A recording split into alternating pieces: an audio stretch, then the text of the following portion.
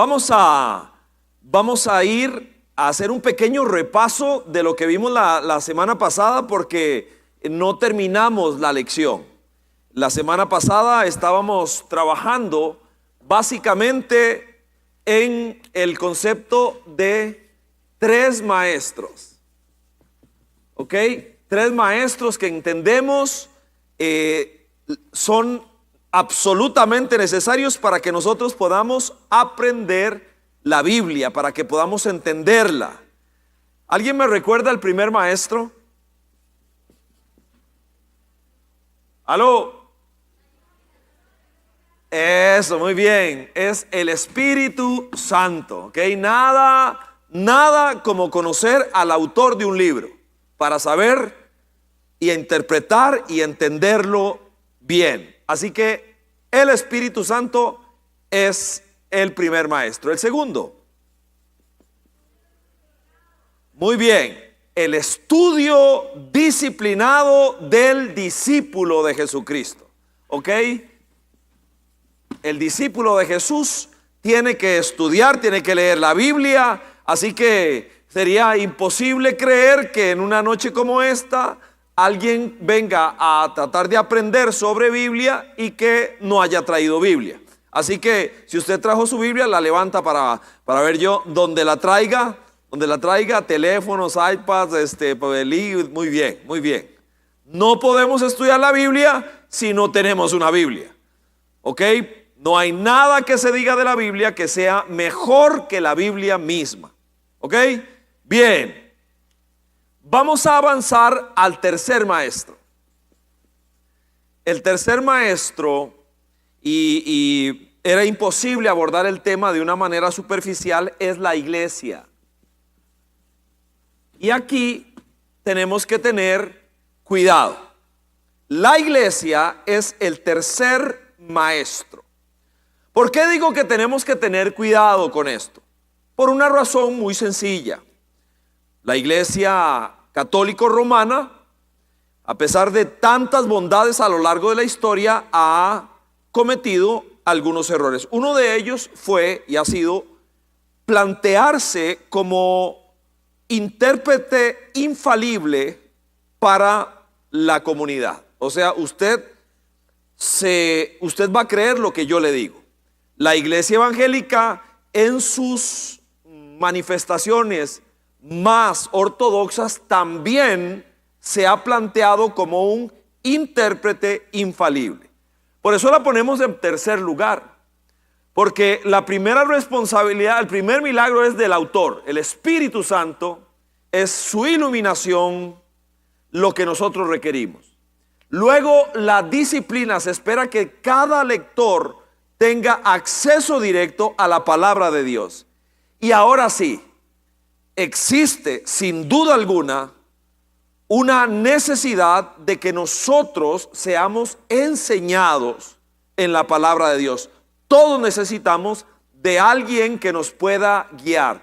Y la palabra de Dios nos enseña que la iglesia ha sido bendecida con maestros, pastores, etcétera, que nos pueden enseñar. Vamos a desarrollar un poquito más este tema y luego venimos a los tres principios que sería la otra meta de este momento. Oramos. Señor, nos encomendamos a ti, te pedimos que te glorifiques, te damos gracias por la oportunidad de aprender de tu palabra. Te pedimos, Señor, que esto sea práctico, real, bueno, correcto para nosotros. Que tu Espíritu nos guíe, que podamos desarrollar disciplina para estudiar la Biblia. No se aparte de nuestra boca este libro precioso. De día, de noche podamos meditar en él, hacer conforme a lo que en él está escrito. Ayúdanos para que todo lo que hagamos nos salga bien. Esa es la promesa, para que podamos ser gente que camina por el sendero correcto. Y ahora nos encomendamos a ti y te rogamos que nos guíes. Por Jesucristo. Amén. Muy bien. Desarrollamos un poquito este punto. En el proceso de la educación divina, cada uno de nosotros tiene que entender que hay una parte personal y hay otra parte en la cual yo necesito que alguien me enseñe a mí. Los ejemplos en la Biblia son innumerables. Lo ponemos en tercer lugar porque afirmamos que toda persona que se encomiende a Dios y abra el libro de Dios, para estudiarlo, va a aprender, va a entender, va a crecer, se va a desarrollar, se va a fortalecer. Pero también es cierto que necesito que alguien pueda explicarme. Así que vemos algunos conceptos. Jamás podemos negar que la iglesia tiene un lugar en el plan de Dios para dar al pueblo del Señor una interpretación correcta de la palabra. Venimos a Colosenses 3:16. Vea lo que dice: que habite en ustedes la palabra de Cristo con toda su riqueza. Y aquí viene una vinculación al tema. Instrúyanse y aconséjense unos a otros con toda sabiduría. Canten salmos, himnos. Esta es una descripción de una reunión cristiana. Subrayo la parte vinculante a este punto. Instrúyanse y aconséjense. Hay alguien que tiene capacidad de instrucción. Otro elemento: el ministerio pastoral es un ministerio docente, y los pastores y maestros son dones que Cristo concede a la iglesia. Famoso pasaje que voy a citar ahora, Efesios 4:10. El que descendió es el mismo que ascendió por encima de todos los cielos para llenarlo todo. Verso 11. Él mismo constituyó a unos apóstoles. Ese es un ministerio real, igual que cualquier otro, activo en este tiempo.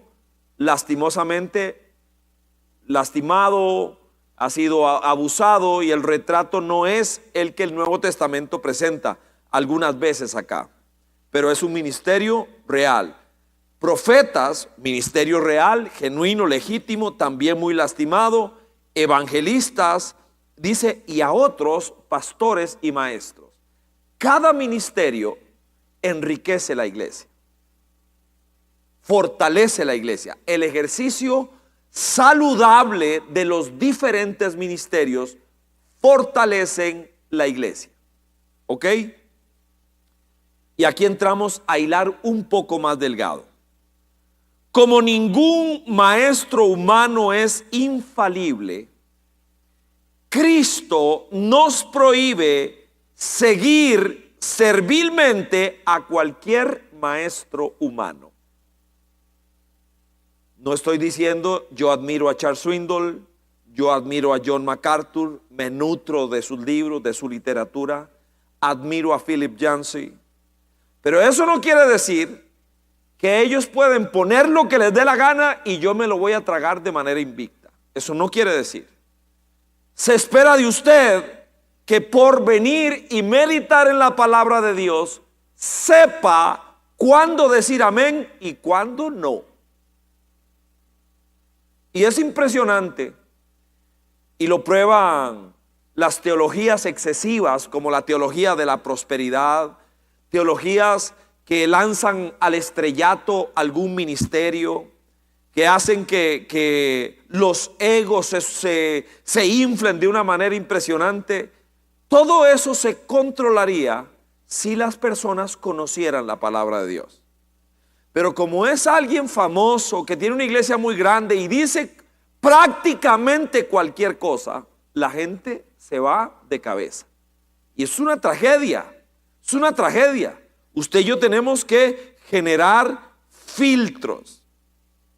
Vea lo que dice Mateo 23, verso 8.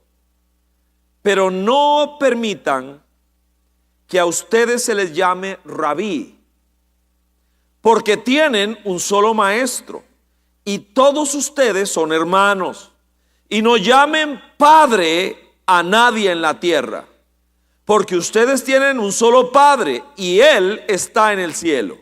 ni permitan que los llamen maestro, porque tienen un solo maestro, mayúscula, el Cristo. Acabamos de leer en Efesios que Dios constituyó apóstoles, profetas, evangelistas, pastores y aquí Jesús dice, no le digas maestro a nadie. ¿De qué está hablando? ¿Hay una contradicción allí? No. De lo que está hablando es de alguien que se acomode en una silla de infalibilidad. Yo soy su maestro. Y ese es solo Cristo. Todos los demás podemos tener un llamado, un don, ejercitar la enseñanza, siempre rogándole a Dios que nos ayude a no cometer error, a reconocer nuestras limitaciones, que no lo sé todo, que seguramente la parte más difícil, por ejemplo, para mí de hacer una cosa como esta es pensar, me la sufro en las preguntas del final. ¿Por qué? Porque estoy seguro que no lo sé todo, que hay muchas cosas que no entiendo, que yo mismo estoy en búsqueda. Cuando el Señor dice esto, está hablando de alguien que se concibe a sí mismo como una persona que tiene todas las respuestas. Eso no existe aquí. Es el único maestro con mayúscula es el Señor. Punto. ¿Ok? Así que básicamente, para no dedicarle excesivo tiempo a este punto, estos son los tres maestros que nosotros debemos entender, me permiten generar equilibrio, me permiten tener acceso a la palabra de Dios con una esperanza enorme de provecho, de poder sacar gran provecho sobre ella. Bien, antes de entrar al tema que nos va a ocupar, que son tres principios, lo tienen en su bosquejo. Yo le había invitado a alguno que quisiera aprenderse los 66 libros de la Biblia así chorreados. Otra vez dije, uy, mira, sí es cierto, si está este ejercicio. Así que otra vez me cuadré ahí, y fallé menos, pero no me ganaría la Biblia tampoco, ahorita antes de venir. Quería saber si alguno de ustedes se animó. Vea lo que le ofrezco. Uno, muy bien, muy bien. Vea lo que le ofrezco. Le ofrezco dos cosas. Esta es una Biblia de estudio. Esta es de estudio, esto es una joya. Y esta es otra Biblia. Esta es una Biblia con letra grande. Esta me la regaló Javier Angulo. Está intacta. Esta me la regaló la Sociedad Bíblica. Y no la he hojeado un par de veces. Esta Biblia de estudio, la he hojeado un par de veces. Está dedicada, me va a disculpar el que se la gane, dice con mucho cariño para Ricardo Salazar, pero dije, se la voy a regalar a quien se anime, Así que, a ver, ¿quién me levantó la mano? Tenemos varias personas. Mire, voy a seguir ofreciendo Biblias, mire qué maneras. Bien, vamos a hacer una cosa. Básicamente voy a empezar con una dama. Ese va a ser el primer filtro, una dama. Y por dos razones voy a elegirla a ella que está ahí, por dos razones. Uno es por el pelo, porque tiene mucho pelo y me encanta el afro que tiene. No sé por qué razón, por qué se ríen, ¿qué les pasa? Y porque es jovencita. Y me parece extraordinaria. Así que, reglas. Ley pura, no hay gracia. Usted falla y se va a sentar, nada más. La ley, el Pentateuco puro, ley pura. Sí, puedes detenerte y todo para avisar, pero ley pura son. Mira, una vez le puse este ejercicio a los pastores de planta de la iglesia. Y algunos hasta se enojaron. Y les dije, pero ¿cómo si somos pastores no vamos a saber los libros de la Biblia? O sea, sería una barbaridad. Algunos se enojaron. No, es que tienes que avisarnos con unos 3 años de anticipación para poder aprendernos eso.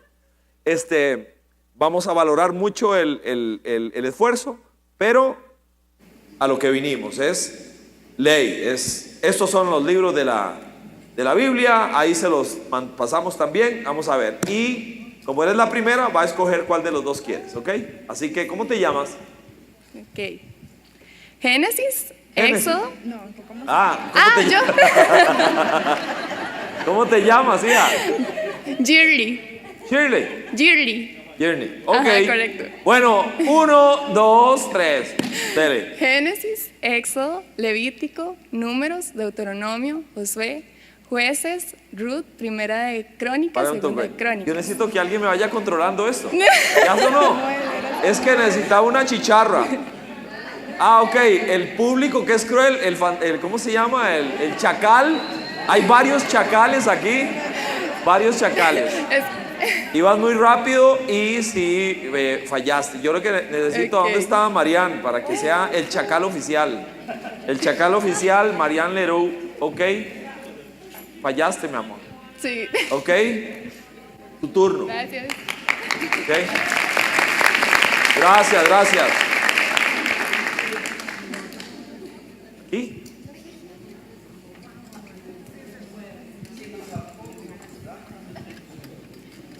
Tobías, Macabeos. Ok. Génesis, Éxodo, Levítico, Números, Deuteronomio, Josué, Jueces, Ruth, Primera y Segunda de Samuel, Primera y Segunda de Reyes, Primera y Segunda de Crónicas, Esdras, Nehemías, Esther, Job, Salmos, Proverbios, Eclesiastés, Cantares, Isaías, Jeremías, Lamentaciones, Ezequiel, Daniel, Oseas, Joel, Amós, Abdías, Jonás, Miqueas, Nahum, Habacuc, Sofonías, Ageo, Zacarías y Malaquías. Bien. Respiración. Okay. Y continuamos. Bueno, Mateo, Marcos, Lucas, Juan, Hechos, Romanos, Primera y Segunda de Corintios, Gálatas, Efesios, Filipenses, Colosenses, Primera y Segunda de Tesalonicenses, Primera y Segunda de Timoteo, Tito, Filemón, Hebreos, Santiago, Primera y Segunda de Pedro, Primera y Segunda y Tercera de Juan, Judas y Apocalipsis. ¡Qué manera! ¿Cuál quieres?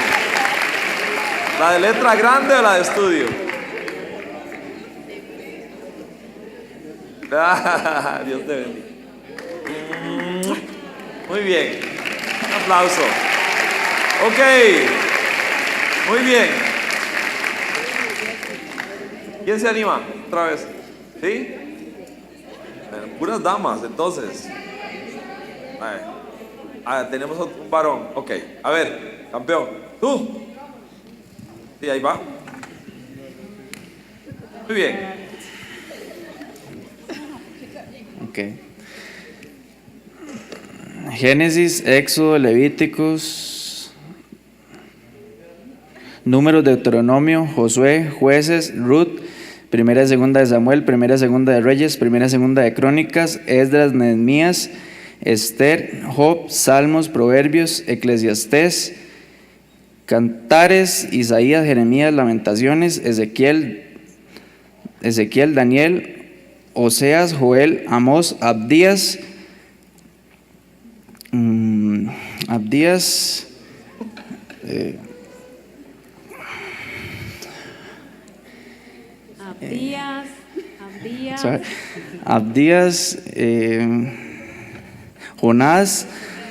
Jonás, Miqueas, Nahum, Habacuc,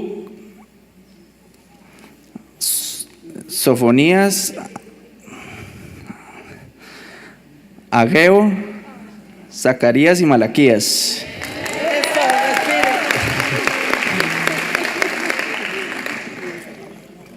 Mateo, Marcos, Lucas, Juan, Hechos, Romanos, Primera, Segunda de Corintios, Gálatas, Efesios, Filipenses, Colosenses, Primera, Segunda de Tesalonicenses, Primera, Segunda de Timoteo, Tito, Filemón, Hebreos, Santiago, Primera y segunda de Pedro, primera y segunda y tercera de Juan, Judas y Apocalipsis.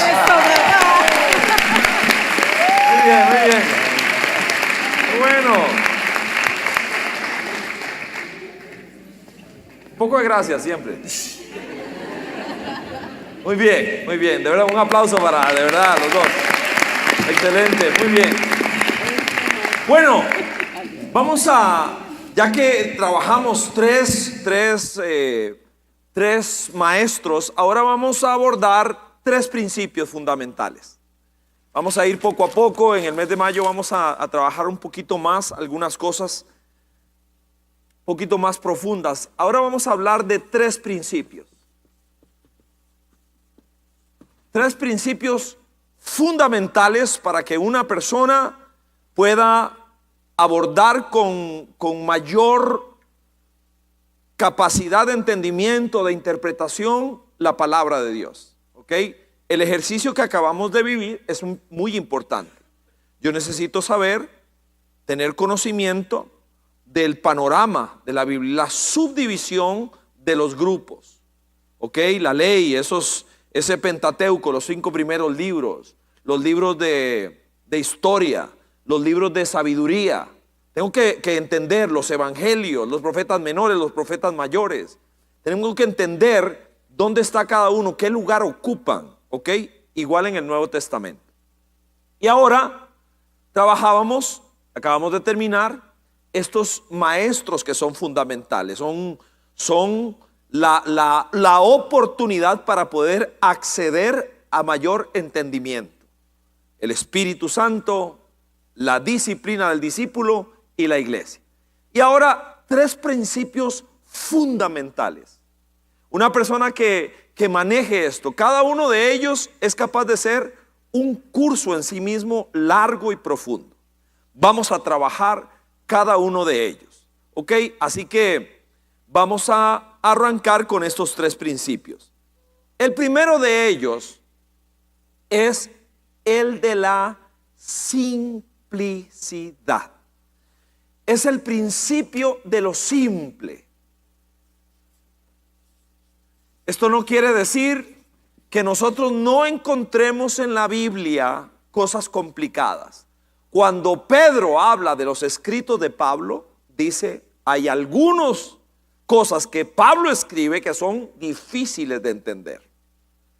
Así que estamos clarísimos de que no todo es sencillo. Pero este es un principio fundamental para que nosotros podamos entender que cuando leemos la Biblia, lo simple significa que nosotros creemos en la interpretación natural de lo que acabamos de leer. Vamos a tratar de avanzar un poco más. ¿A qué me refiero con esto? La Biblia, sin duda alguna, es un libro complejo, es un libro con desafío, con reto, por muchas razones.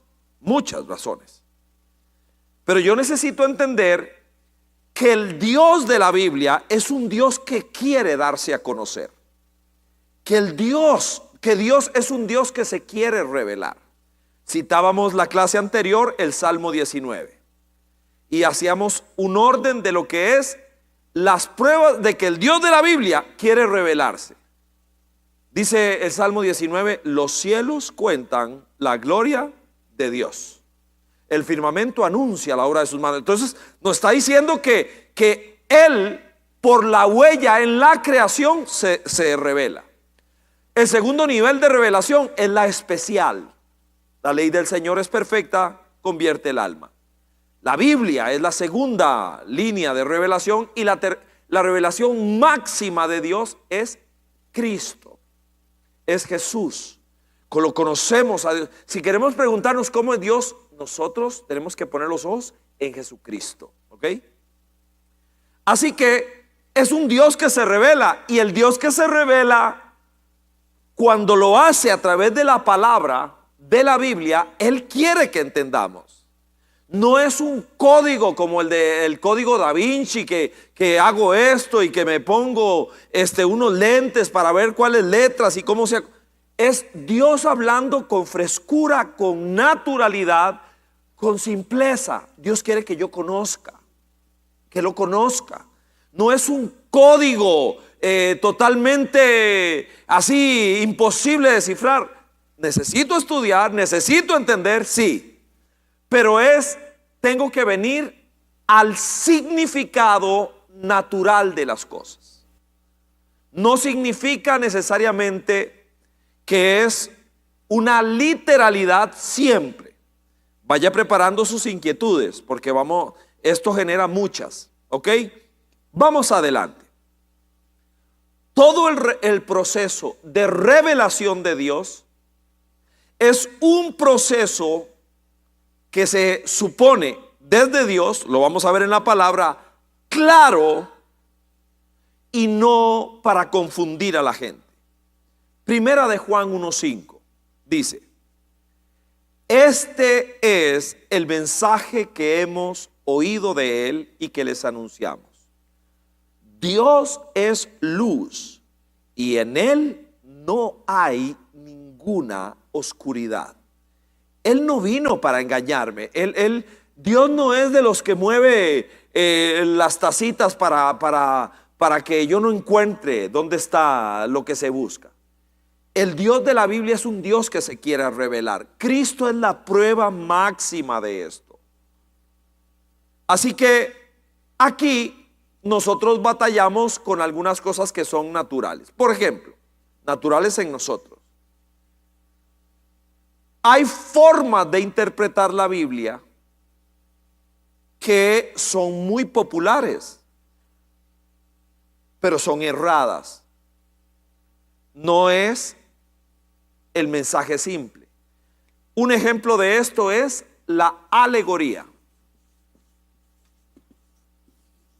¿Qué es la alegoría?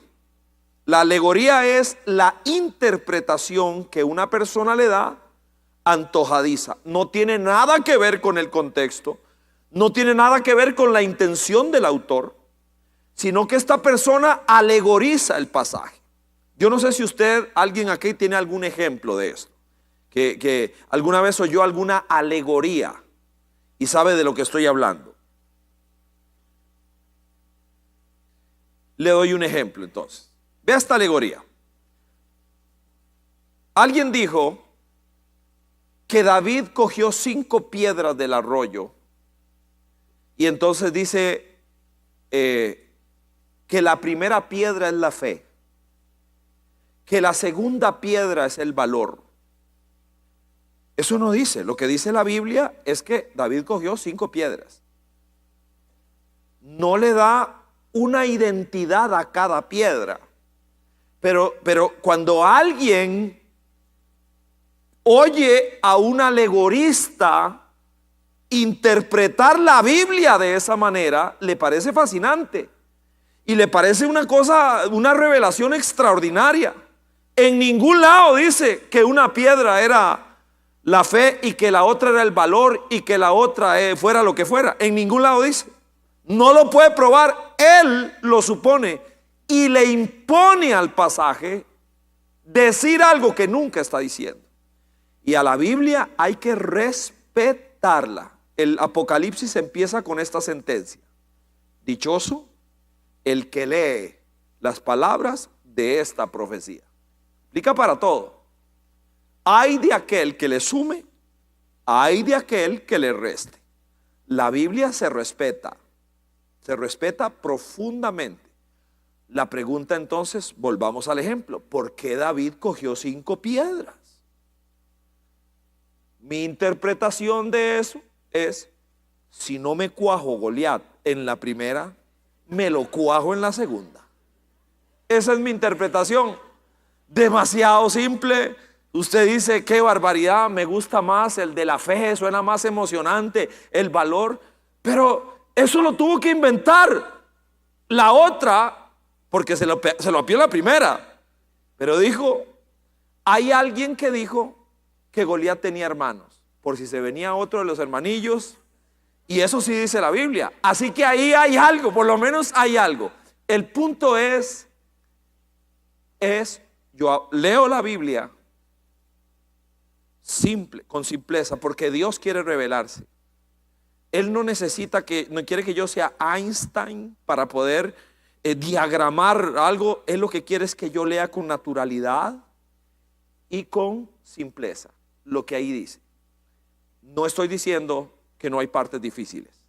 No estoy diciendo que hay partes que no sean más complejas. Este es el primer principio que estamos trabajando. Así que el deseo de Dios en la Biblia es comunicarse con gente común como nosotros y salvarla. Subrayo, verdad absoluta. Hay cosas difíciles de entender en la palabra, pero más cierto es que los grandes fundamentos del cristianismo histórico, estamos de acuerdo y están clarísimos allí. ¿Ok? Así que aquí es sumamente importante que nosotros podamos tener varias herramientas. Una de ellas, una Biblia, como decíamos la vez pasada, en lenguaje popular. La vez pasada le dije, herramienta fundamental para estudiar, una Biblia de estudio. Que tenga su concordancia, que tenga comentarios correctos al pie de página. No son baratas porque son una herramienta cara. Le doy la segunda herramienta fundamental para estudiar la Biblia. Un acercamiento. Un diccionario de la Biblia. Esto es fundamental. Fundamental porque hay cosas que nosotros vamos a entender muchísimo mejor. Llegamos a una palabra, Pascua. ¿Qué es eso? ¿Qué es eso? ¿Ok? ¿Qué es eso? Centurión, ¿qué es eso? ¿De dónde salió? ¿De qué se trata esto? Entonces un diccionario es una herramienta fabulosa. Es una inversión también, muy importante. Lo pensé si lo traía porque pesa 1 tonelada y ahí la venía cargando con las otras Biblias, ¿verdad? Pero quería mostrárselo. Esto es una joya. Y mientras más tenga, mejor, porque hay diccionarios que complementan a otros. Hay algunos un poco más sofisticados, por ejemplo, un diccionario de teología. Ya ese es un poco más sofisticado porque ya entra en términos muchísimo más finos, mucho más profundos. Pero este es una herramienta extraordinaria que le recomiendo. Muy bien. Para caminar por este principio. A ver, siempre tratando de tener la presente de que la Biblia, la Reina Valera del 60, la Biblia de las Américas, la Biblia en lenguaje actual, la NVI, que es la que usamos acá, todas son extraordinarias versiones, muy buenas, con márgenes. La Reina Valera del 60 todavía no contaba con algunos de los hallazgos de manuscritos que han depurado todavía más, con mayor exactitud, lo que hoy tenemos ahí nosotros como salido de la pluma de Pablo o de Juan. Entonces, para nosotros es muy importante siempre contar con varias versiones, porque eso me ayuda a aclarar el sentido. Les pongo un ejemplo. ¿Alguno de ustedes ha leído alguna vez en las versiones clásicas como la Reina Valera que estaba algo a una distancia de 30 estadios? ¿Ok? Todos hemos leído eso. Entonces viene la pregunta, ¿el Collella Fonseca o el Estadio Nacional? Viene inmediatamente la pregunta, porque uno dice, ¿y esa medida qué es? Ni la menor idea.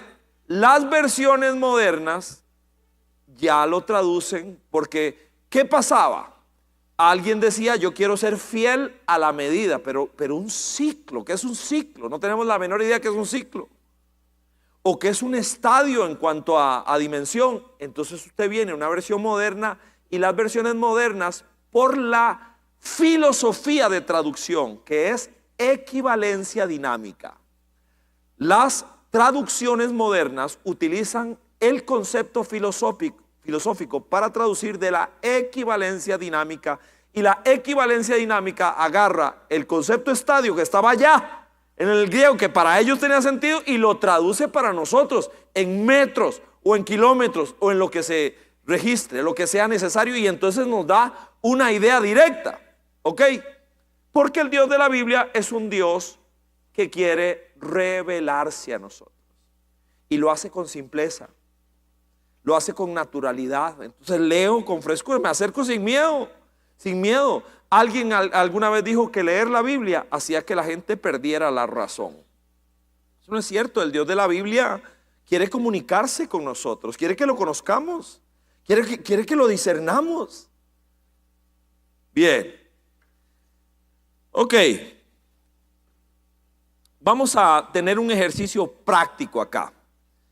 Abra su Biblia en Mateo 18. Ok, es un ejercicio práctico. Mateo 18, verso 8. Ahí vamos a estar.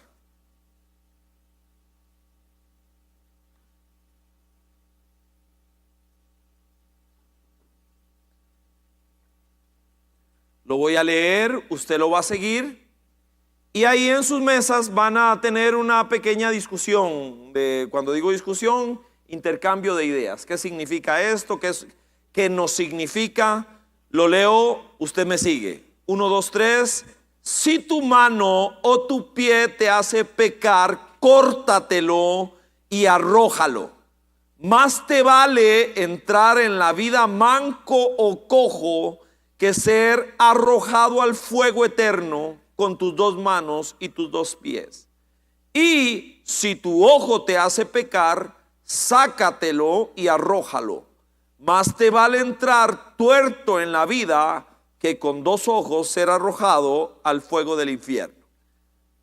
Trabaje un poquito con sus compañeros de mesa. ¿Qué significa eso? ¿Cómo se interpreta eso? ¿Qué no significa eso?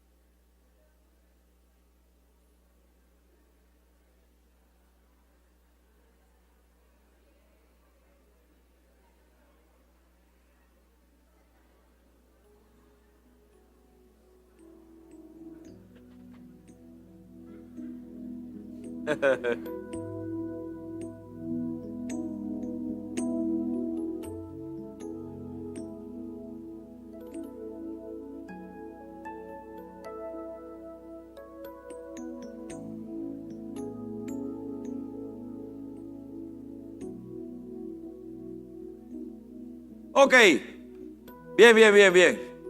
Vamos, la idea era apenas así como un calentamiento al respecto. Dígame, ¿qué no significa eso? ¿Qué no significa, perdón? No es literal, ok, por supuesto. Sino yo creo que aquí en un salón como este estaríamos todos decapitados casi, ¿verdad? Yo sería solo el ombligo. ¿Qué haría nada más? No es literal. No necesito ser un erudito como John MacArthur para saber que no está hablando de mutilación. Y lo sabemos por muchas razones lógicas. Porque alguien diría, pero la lógica no puedo utilizarla. ¿Cómo que no? ¿Cómo que no? Dice, amarás al Señor tu Dios con todo tu corazón, con toda tu fuerza, con toda tu alma, pero también con mi mente, Yo tengo una forma de relacionarme con Dios también. Él nos dio el sentido común. ¿Ok? La palabra de Dios, en ningún lado eso es disonante con el corazón de Dios. La mutilación pro santidad. Jamás. O sea, no existe una cosa como esa, y valga el concepto. ¿Por qué? Porque Dios no espera que yo me castigue para que yo pueda ser más depurado, que esté más cerca de Dios. No va por ahí, ¿ok? Bien. Por otro lado, no aplica, porque nosotros sabemos que una persona que entre al reino de Dios, por el contrario, si no tenía pie o no tenía una oreja, ahora va a tener. Si tenía un padecimiento, o sea, vamos a recuperar la perfección del Edén. No más muerte, no enfermedad, no ninguna limitación, cero.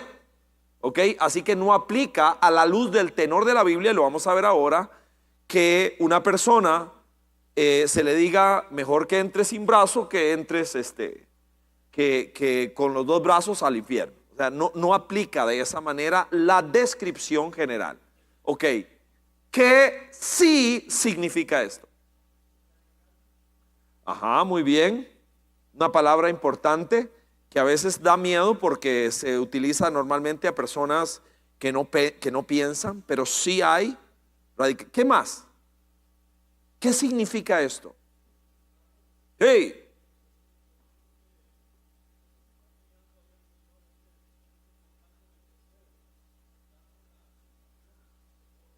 Muy bien, muy bien. Porque estás ligándolo directamente. Bueno, pastor, por años, nuestro respeto. Así que nosotros lo que encontramos allí es una decisión, o sea, un elemento de radicalidad contra todo aquello que me aleje del reino.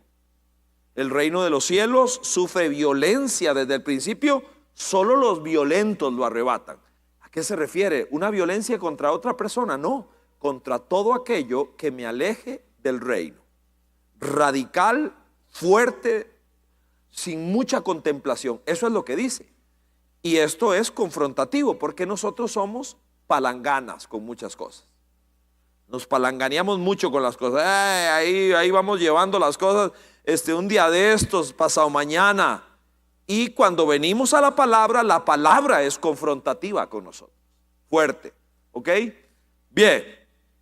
Bien hecho. Buen ejercicio. Vamos al segundo principio.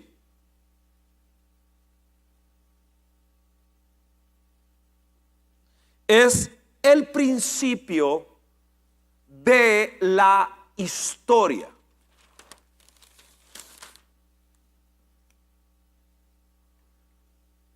El principio de la historia. ¿Ok? Este es un concepto muy importante. Y esto nos lleva básicamente a un sentido, que es que yo necesito acercarme a la intención original, a la intención más cercana de quien escribió. Otra vez, recuerde el panorama que traemos con los maestros. El primero es el Espíritu de Dios. Y ese Espíritu, segunda de Timoteo 3:16 dice que toda la escritura es inspirada por Dios y útil para enseñar, para redarguir, para instruir en justicia, para que las personas de Dios estén listos para toda buena obra. Entonces, el Espíritu viene, inspira su palabra y es un acto de revelación. La inspiración es el acto de recibir lo que Dios estaba señalando, pero eso es plasmado en un idioma particular, en un momento particular, por una persona particular, en unas circunstancias particulares. Un intérprete de la Biblia necesita con muchísima fuerza entender la historia en el contexto en que aquello fue revelado. ¿Por qué? Porque eso me va a permitir acceder de una manera mucho más profunda a la verdad que está ahí encerrada. Vamos a trabajar el concepto un poco más. ¿Ok? El mensaje permanente de la Biblia solo puede entenderse a la luz de las circunstancias en que aquello fue establecido. Por ejemplo, el libro de Lamentaciones es un libro muy fuerte. Es un libro abandonado, por cierto, por la cristiandad, muy poco predicado, poco citado. ¿Por qué? Porque solo su nombre es de alguna manera no atractivo. Lamentaciones. Habla del dolor de un pueblo que, habiendo abandonado a Dios, ese es el contexto, habiendo abandonado a Dios, están pasando por un momento terrible, sitiados. En ese libro se habla de gente que se comió a sus propios hijos, porque el sitio es, aquí no entra nada ni nadie, no hay agua, nada, y empiezan a morir por dentro, a consumirse. Entonces, aquel dolor terrible solo puede ser entendido si yo entiendo en qué momento, por qué estaban pasando por allí, quién es el que habla, cuál es el dolor, el clamor que tienen. Terrible. Yo necesito conocer las circunstancias. A esto se le llama el método histórico. Este concepto es el método histórico contextual. Este es el modelo de interpretación donde conozco la historia a partir del contexto, y eso me permite saber a mí mucho del valor, la fuerza que tiene. Por ejemplo, estas palabras que le voy a citar.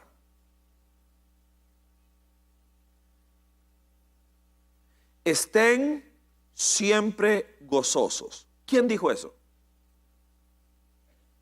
¿Quién dijo? Pablo. ¿Dónde? ¿A dónde estaba? Estaba en la cárcel cuando dijo esto.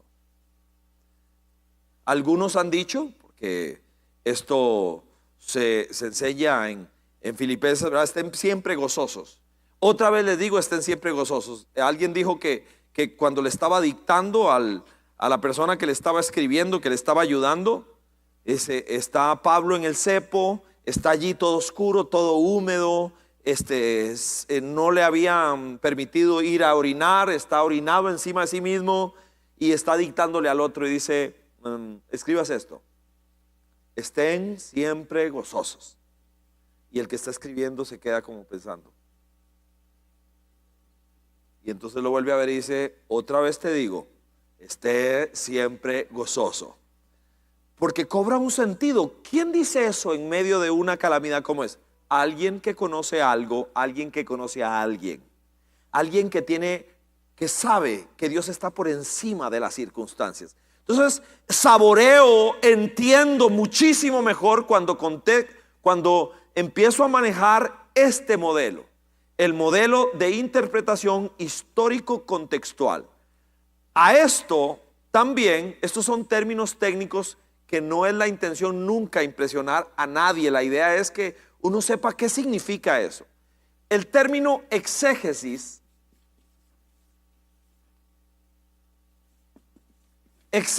básicamente es esto, es aplicarle a un pasaje las preguntas. ¿Quién lo escribió? ¿Cuándo lo escribió? ¿Por qué lo escribió? ¿Para quién lo escribió? ¿Por qué lo escribió? Y cuando yo empiezo a contestar esas preguntas con una Biblia de estudio, con un diccionario bíblico que me dice dónde estaba, dónde queda Filipos, cómo era la cárcel, qué es lo que estaban viviendo, entonces yo empiezo a acercarme en el tiempo a la persona, a las condiciones, y empiezo a entender por qué Dios reveló eso, qué es lo que Dios quiere que yo aprenda a partir de aquel pasaje, de aquel texto. ¿Qué es lo que Dios quiere que yo disfrute, viva allí? Así que nosotros necesitamos hacer un viaje. Eso es un viaje que me permite a mí trasladarme a la mente y a la época del autor y escuchar. Esa es la idea de una exégesis. Es acercarme lo más que pueda para entender como el primero que entendió, para entender como el primero que lo leyó. Eso es. Porque cuando una persona no hace este viaje y entonces traduce a partir de conceptos solamente modernos y no viaja en el tiempo para entender como alguien entendió, la brecha, la distancia va sin duda alguna a llevarme a error. Por eso necesito aprender y tener las herramientas que me permitan a mí acceder cada vez con más fuerza a lo que Dios me está diciendo a mí en determinada situación. Así que hay algunas consideraciones que son fundamentales. Aquí hay un pequeño video que quiero mostrarle. Quiero que me ayuden los de producción. Les decía la vez pasada que hay un sitio que se llama en YouTube, que se llama Proyecto Biblia. Este proyecto, estas clases sistemáticas son fundamentales, me parece a mí, como herramienta de alguien que quiere crecer en el conocimiento de la Biblia. Una de ellas es entender la panorámica de la Biblia. Este pequeño video ilustra un poco el punto. A ver si me ayudan en producción.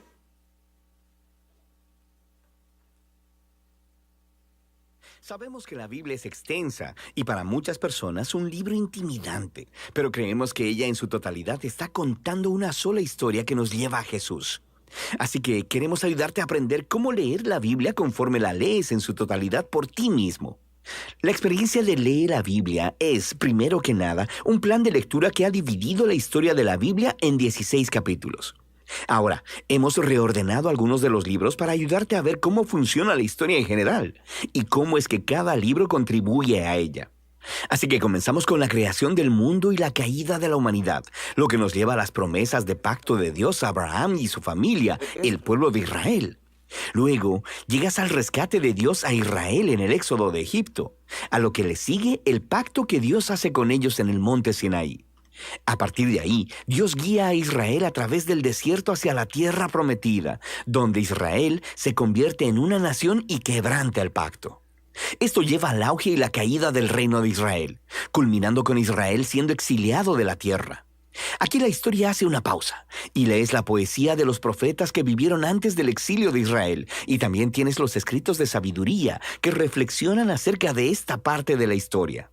Después de esto, se retoma la historia y lees los escritos de los profetas que vivieron durante el exilio. Luego, acerca del regreso de Israel del exilio y los escritos de los profetas que vivieron después del exilio. Concluirás el Antiguo Testamento con el libro de Crónicas. Es un resumen de la historia hasta ahora y de cómo toda ella apunta a Jesús.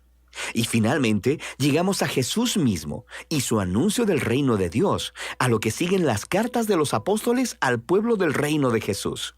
Finalmente, concluimos toda la historia bíblica con el Apocalipsis, una visión poética del regreso de Jesús y la restauración de toda la creación. Ahora, cada uno de estos 16 capítulos tiene cierto número de sesiones de lectura que se necesitarán para completarlo. Algunos son más cortos y otros son más largos. Y si te tomas solo 15 o 20 minutos cada día para completar cada sesión, serás capaz de pasar por toda la Biblia en menos de un año. Ahora, incluso con este mapa, muchos libros de la Biblia son realmente confusos. Es muy fácil extraviarse. Así que cuando inicies un nuevo libro de la Biblia, podrás ver un breve video que te presentará la estructura y el flujo del libro y te dará consejos acerca de qué clase de cosas buscar mientras lees. Pero cada libro también contribuye a la historia general de la Biblia. Así que también tendremos videos temáticos colocados en puntos estratégicos en el plan de lectura para ayudarte a ver cómo esa parte de la Biblia que estás leyendo encaja con la historia en general. Finalmente, la sesión de lectura de cada día incluye un salmo, porque creemos que leer la Biblia no es solo una experiencia intelectual, sino también espiritual. Así que te invitamos a tomarte el año para desarrollar el hábito diario de orar a través de los salmos. Y para el final de año, habrás orado a través del libro entero de Salmos 2 veces y medio. Esperamos que la experiencia de leer la Biblia te ayude a leer a través de la Biblia entera con mayor entendimiento de lo que jamás lo has hecho antes, para que puedas ver por ti mismo la belleza y la sabiduría de esta antigua historia que nos apunta a Jesús. Esta herramienta, Proyecto Biblia, que usted nada más se mete ahí en YouTube y va a ver de la enorme cantidad de videos de apoyo para ser mejores intérpretes de lo que vamos a estudiar y a leer. ¿Cuántos tienen ya Holy Bible, la aplicación de Biblia? ¿La bajaron? Bien, ¿ya empezaron a usarla? ¿Sí? Qué bueno, me alegro muchísimo. Vean, como el tiempo nos ha avanzado, pero no, hoy sí tengo que terminar para poder arrancar con nuevo tema la próxima semana. Así que seguro me voy a comer el tiempo de las preguntas, porque ya me vinieron a regañar de producción. Mire, usted dura mucho. Bueno, vea lo que vamos a hacer. Un ejercicio final y el término, el concepto, el último principio mencionado de manera rápida porque realmente es sencillo. Imagínese que dentro de 1000 años alguien encuentre esta frase hecha por un tico, se la encuentre en China, una frase escrita por un tico, esta.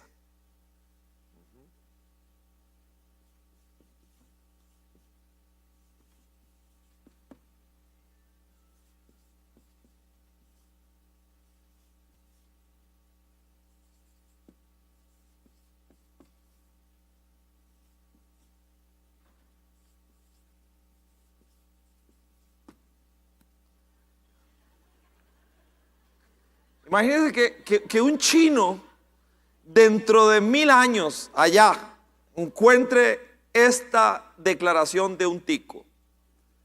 Hoy comí pollo con mi pollo en un pollo.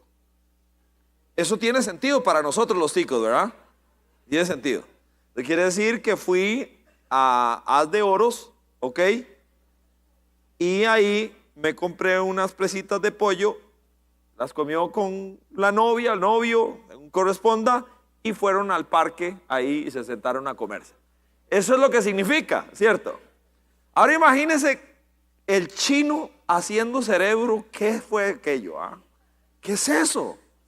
Está muy lejos. Ok, sé que es quizá infantil el ejemplo, pero ese chinito tendría que viajar en el tiempo para acercarse a nuestra manera de hablar.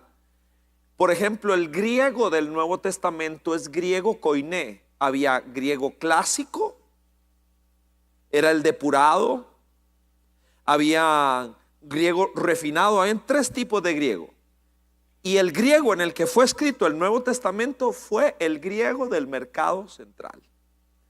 Sencillo, claro, el que hablaba la gente en la calle.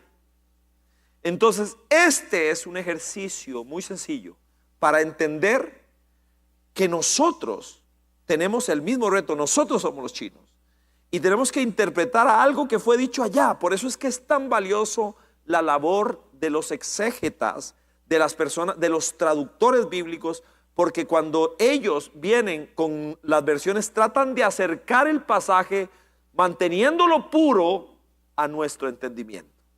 Pero eso nos resta que tenemos que viajar en el tiempo para tratar de entender como entendió el primero que lo recibió. ¿Ok? Bien. Y por último,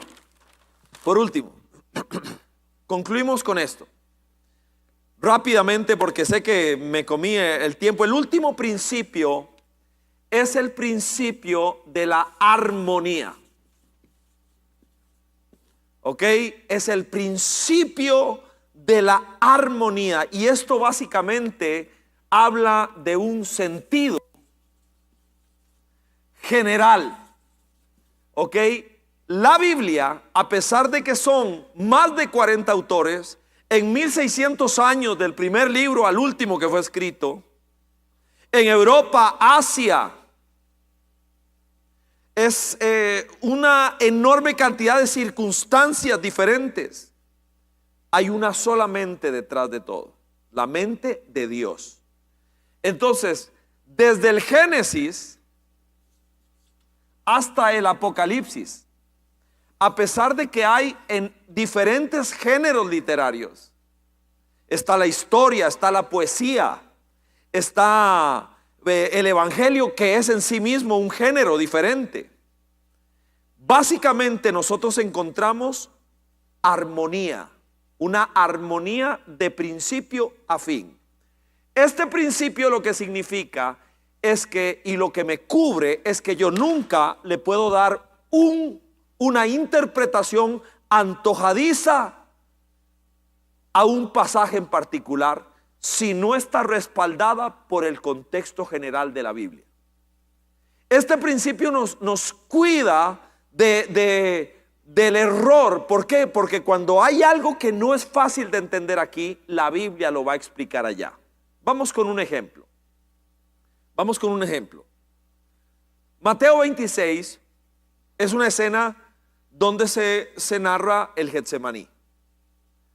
Lo he compartido algunas veces. Y ahí viene, en el Getsemaní está Jesús sufriendo todo ese momento difícil, sudando sangre, y de un momento a otro aparece Judas. Matones, piedras, antorchas, todo de plata en la bolsa. Jesús se acerca a Judas, se le enfrenta y le dice las siguientes palabras: amigo, verso 50, amigo, ¿a qué vienes? Dígame, ¿cuántos de nosotros no resistimos esa palabra? ¿Cómo le dice amigo? ¿Cómo le dice amigo a Judas? ¿Cuántos le hubieran dicho otra cosa? Todos. Y yo quedo petrificado. ¿Cómo le dices amigo a un traidor? A un tipo malo. Robaba, dice la Biblia, robaba de la bolsa del grupo. Un traidor. ¿Cómo le vas a decir amigo? Es que no puede ser. Jesús no miente, Jesús no tiene miedo, no está tratando de endulzarlo. ¿A qué vienes, amigo? ¿Cómo se interpreta eso? Con el principio de la armonía. Eso, amigo, en Mateo 26, 50, contrasta con nuestra definición de amistad, porque para nosotros un amigo es alguien bueno, es alguien que se acuerda, es que me trae, que me lleva, que me da. Ese es mi amigo. Y este es un traidor.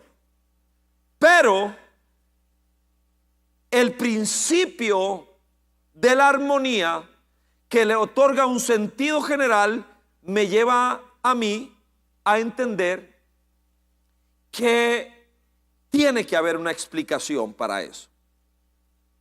Y entonces, en Juan, capítulo 15 y verso 15, Jesús explica y define amistad. Dice, llama a los suyos, los sienta y les dice: nunca más, ya he estado con ellos 3 años, nunca más los volveré a llamar siervos. De ahora en adelante los voy a llamar. Y les da una razón: porque todas las cosas que mi Padre me ha enseñado a mí, yo se las di a ustedes. Es la definición de amistad de Jesús, definición de amistad del Rey. Alguien que escoge a otra persona para darle lo mejor de si les había dado lo mejor de su tiempo, lo mejor de su enseñanza, lo mejor de su fuerza, lo mejor de su protección. Había sostenido la familia de los 12 durante 3 años. Cosas que a veces no se hablan. Jesús mantuvo a la familia de ellos durante el tiempo en que se dedicaron solo a Él. Durante 3 años les he dado lo mejor de mí. Ustedes son mis amigos por eso. Entonces, cuando Judas aparece en escena, le dice: ¿a qué vienes, amigo? ¿Por qué? Porque durante 3 años te di lo mejor de mí. Yo te puedo llamar amigo. Yo te puedo mirar a los ojos. ¿Cómo pagas? Ese es tu problema. Ese es tu problema. pero yo puedo decirte amigo porque te di lo mejor de mí. La armonía me permite saber que la Biblia se interpreta a sí misma, que un pasaje oscuro o controversial tiene luz en otra parte de la Biblia, luz sobre un tema, un texto en particular. Así que habrían más cosas que señalar, pero ya es tiempo de terminar. Me alegro muchísimo de que no puedan hacer preguntas, me alegro demasiado, me pone muy nervioso. A ver, ¿qué podría añadir ahí? Lo dejaría de ese tamaño. Y agradecerles, porque yo sé que siempre llegar a Coronado no es cosa fácil. En días laborales es complicado y todo, pero la idea es que podamos de manera tranquila crecer en el conocimiento de la palabra en este curso que estamos llevando. Así que oro y nos vamos para la casa cada uno de nosotros, ¿sí? Señor, gracias porque eres bueno y fiel. Bendecimos tu nombre. Te pedimos, Señor, que tu palabra, Señor, como con aquellos caminantes de Emaús de los que hablábamos el fin de semana, que sea abierto nuestro entendimiento para que conozcamos y entendamos tu palabra. Que lo que ocurrió con ellos ocurra con nosotros. Siéntate a la mesa, Señor, con nosotros y ábrenos las escrituras para conocerte mejor. Bendigo tu nombre, cada persona que está en este lugar, y pedimos, Señor, que ese libro capaz de transformar vidas transforme la nuestra. Ayúdanos, Señor. Sopla sobre nosotros tu verdad y que las mentiras se deshagan. Gracias por ser fiel y bueno. Por Jesús, que así sea. Amén y amén. Aplauso al Señor y nos fuimos. Chao.